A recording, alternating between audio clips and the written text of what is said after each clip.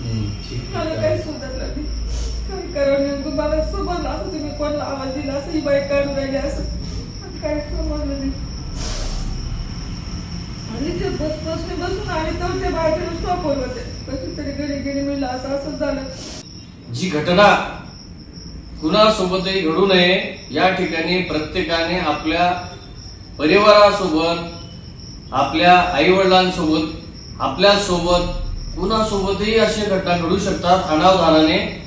त्या घटना आमचे एक मित्र त्याच्या आज या वयस्क आईसोबत जी काही घटना या शहरामध्ये इतकी दुर्दैवी घटना घडलेली आहे आणि एक गरीब कुटुंबातून त्यांनी आपलं कुटुंब सांभाळत असताना लेकरांचं सांभाळत असताना एक परिवार एक संघ ठेवून या ठिकाणी त्या आई आपला परिवार चालवत असताना त्यांच्या जमापुंजीचा जीवनातला एक संघटन जे त्यांच्या अंगावरून दागिने काही अज्ञात व्यक्तींनी कशा पद्धतीने ते हिरावून नेले हिसकावून नेले ते घटना खूप हृदयद्रावक घटना घडलेली काल.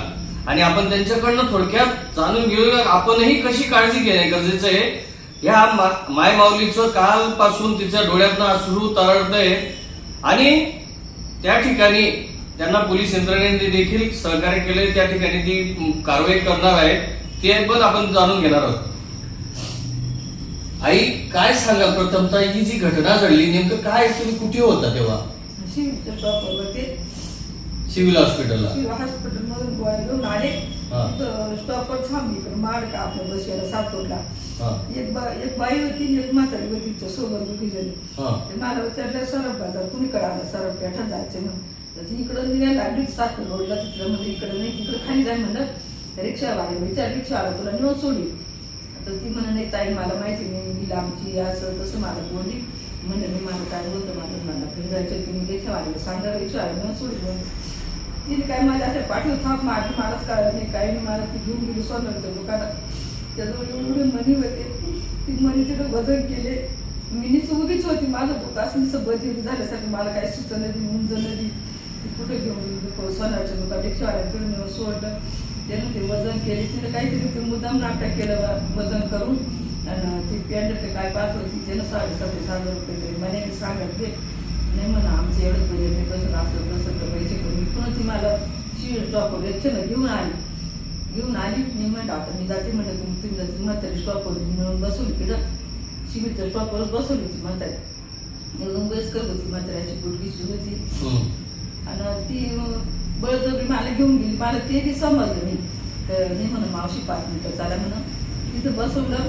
तिने मला पाणी प्यायला दिलं त्याची ते काय पूर्ण चालू मला काहीच कळालं नाही. डोक्यावर असं झापड आलं डोळ्यावर डोकं सगळं गणगण करायला मला काही सुधारा द्यायचे आणि माझ्या कानातले मी गळ्यातली पोत 2 पदरी पोत तेवढी काढून घेतली.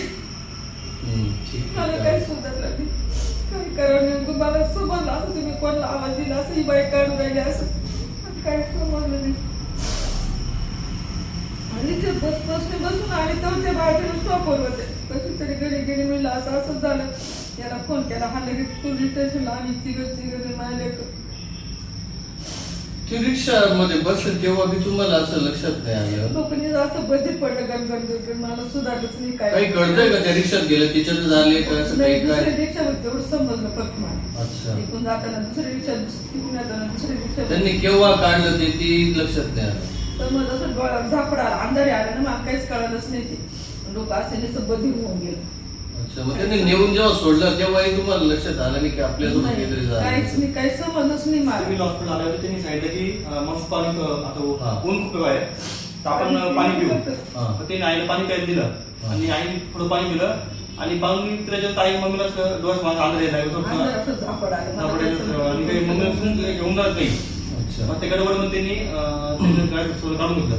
तुम्ही तात्काळ त्या ठिकाणी माहिती मिळालं घटनास्थळी गेलेले होते आईला घ्यायला. हो त्या ठिकाणी जी काही थोडीफार पाहणी केल्यानंतर काही लक्षात आलं होतं असं ते लोक कोणी तिथं कोणी पाहिलेलं असं काही निदर्शनास कोणी बोललं? आम्ही जेव्हा तिथे पोहोचलो तेव्हा तिथे जे महिला होत्या तिथून नेऊन गेल्या त्या आम्ही तिथून लगेच तात्काळ सरकारवाडा पोलीस स्टेशनला गेलो. अच्छा. आणि तिथे आम्ही नोंदणी केली की अशी घटना घडलेली आहे. बरं. मग त्याचे पोलीस स्टेशन जे व्यक्ती आहे 4 पोलीस त्यांच्या गाडीमध्ये बसून आम्हाला आईने मला बसून आम्ही सर बाजारमध्ये गेलो. बरोबर. सर बाजारमध्ये गेली होती. तिथं आपण ज्वेलर्स आहे सर बाजारमध्ये आडोकर ज्वेलर्स आहे त्याच्या समोर आहे. अच्छा. आपण ज्वेलर्स. मग त्यांना आम्ही घेऊन गेलो. आई आम्ही असं मग ते सांगितले आई आम्ही येऊन गेले म्हणे. ही बाई पण होती सोबत. मग ते तिथं फुटेज काढले. सोबत 3 व्हिडिओ आम्हाला दिले. अच्छा. व्हिडिओ दिले. मग आम्ही ते व्हिडिओ घेऊन परत आम्ही आलो सरकारवाडा पोलीस स्टेशनला. बरोबर. मग तिने पण सांगितलं का असं घटना घडलेली आहे. मग ते म्हणे तुम्ही काम करा म्हणे आपण जिथं घटना घडली आहे तिथे आपण परत जाऊ म्हणे. बरोबर. मग त्याच्या गाडीवर बसून आम्ही परत मग सिव्हिल समोर आलो. अच्छा. त्यांनी पण ही घटना कुठं घडली काय वगैरे ते सगळं विचारपूस चौकशी केली पूर्ण. मग ते मला आज तुम्ही उद्या सकाळी या म्हणे आपण तर मग आपण सिव्हिल हॉस्पिटल भेटू तिथे समजा फुटेज काही मिळता का बघू आपण. मग त्याला पुढे कार्य करू म्हणे आपण. पण त्यानंतर थोडक्यात माहिती मिळाली की आपण मुंबई नाका पोलीस स्टेशनला गेलो. म्हणजे ती घटना मुंबई नाका पोलीस स्टेशनच्या म्हणजे पोलिसांनी तुम्हाला तात्काळ चांगलं सहकार्य केलंय. कशी भूमिका घेतली? नाही सरकार तिथल्या सरकारवाडा पोलीस स्टेशननी आम्हाला चांगली सल्ला दिला. म्हणजे त्यांनी मदत चांगली केली आम्हाला. अच्छा. पण ते बोलले की जे सिव्हिल हॉस्पिटल अलीकडे आहे आमच्या हद्दीमध्ये आणि पलीकडे जे आहे पलीकडे साईडला तर ते आमच्या मुंबईच्या हद्दीमध्ये. त्यानंतर तुम्ही मुंबई नाका पोलीस स्टेशनला पण गेले. त्यानंतर आम्ही मम्मी आणि आम्ही मुंबई पोलीस स्टेशन गेलो.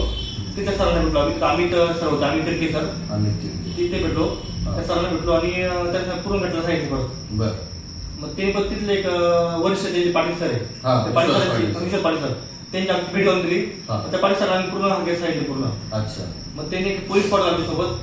पोलिसांनी पाठवलं आणि सोबत जा म्हणे. मग त्यांच्या गाडीने बसून आम्ही परत आम्ही सिव्हिल हॉस्पिटल आलो. त्यांनी पण तिथलं लोकेशन बघितलं. तिथल्या लोकेशनला घटना घडलेली. बरोबर. मग ती घटना घडली आम्ही परत मग पोलीस स्टेशनला आलो. त्यांनी सांगितलं की तुम्ही सगळे या उशीर झालेला आहे आणि या प्रोसेसला पूर्ण 2 तास लागणार म्हणे. तुम्ही आता करण्यापेक्षा तुम्ही उद्या सकाळी या. उद्या सकाळी आपण त्याची व्यवस्थितपणे FIR आहे ते नोंदून घेऊ. पुढे आपण कसं काय बघू. मग त्यांना हे पण सांगितलं सर तुमच्या पद्धतीने जेवढं तुम्हाला सहकार्य होईल तेवढं तुम्ही करा. तुमचे कुठले ग्रुप असतील पोलिसांचे ते ग्रुप असतील किंवा कुठलं तुम्हाला काही क्लू लागला तुम्ही डायरेक्ट फोन करा मला. त्याला माझा नंबर वरून पकडे. आज पुन्हा मी तिथे जाणार आहे. नक्कीच. म्हणजे पोलिसांनी त्यावेळेस कारवाई निभावली. नक्कीच बघू शकतोय मित्रांनो या ठिकाणी नाशिक शहरामध्ये सन्मान्य पोलीस आयुक्त सन्मान्य संदीप कर्णिक यांच्या आदेशामुळे यांच्या कार्यकाळामध्ये संपूर्ण नाशिक शहरामध्ये सर्व पोलीस दल ज्या पद्धतीने कारवाई करत आहे ती देखील आपण सर्वांनी बघितलेलं आहे. आणि त्याच पार्श्वभूमीवर काही अशा अघटित घटना देखील घडत असताना देखील ते दुर्दैवी घटना घडतात आणि अशा या माता भगिनी सोबत जी घटना घडली अशी कोणासोबत घडू नये. प्रत्येकाने ती काळजी घेणं गरजेचं. अशा अज्ञात व्यक्तींसोबत ज्यावेळेस ते कोणी असा आग्रह करत असेल तर त्यावेळेस ते चित्र बघायचं आहे. कारण की अशा या माता भगिनी भावनिक होऊन त्या ठिकाणी ते तात्काळ त्यांनी काहीतरी मोहनी ते कशा पद्धतीने त्यांना घेऊन गेले हे देखील आपण बघतोय. नक्कीच.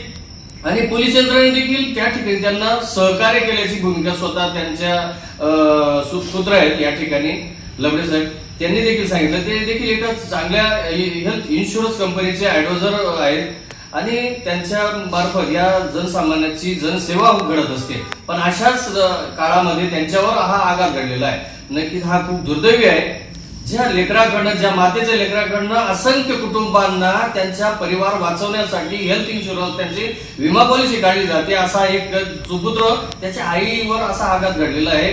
त्यांचा नक्कीच पोलीस यंत्रणा आपल्याला विश्वास आहे की नाशिक शहर पोलीस आयुक्त सन्मान्य संदीप कर्णिक सर यांच्या आदेशान्वये यांच्या कार्यकाळामध्ये मुंबई नाका पोलीस ठाण्याचे जे वरिष्ठ पोलीस निरीक्षक असतील विश्वास पाटील साहेब यांनी देखील त्यांना धीर दिलेला आहे. सरकारद्वारा पोलिसांनी धीर दिलेला आहे असं देखील त्यांनी सांगितलंय.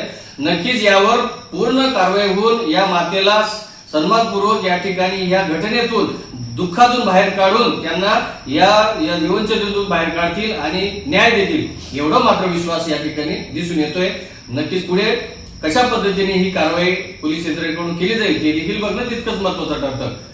कॅमेरा पर्सन राजदीप शिंदेसह अविनाश पाटील नाशिक. धन्यवाद.